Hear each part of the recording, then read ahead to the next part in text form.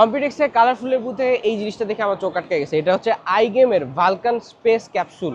এটা খালি GPU showcasing করতেছে এমন কিছু না, এটা ইটসেলফ একটা পুরা একটা কেস, যার মধ্যে একটা মিনি আইটেক সিস্টেম আছে কিন্তু একটা বড় জিপিইউ আছে। সো এটা হচ্ছে যে একটা থিম পিসি মড কিট, যেটা হচ্ছে যে কালারফুলের অনলি কেসের সাথে সাপোর্টেড। যেমন আমরা প্রিভিয়াসলি দেখছি যে আসুসের যে প্রো আর্ট এডিশনের একটা জিপিইউর সাথে মোটামুটি একটা ফুল সিস্টেম হচ্ছে যে ইন্টিগ্রেট হতো, একটা কেস ইজিলি ইন্টিগ্রেট হতো। So colourful broad that theme and make it their on.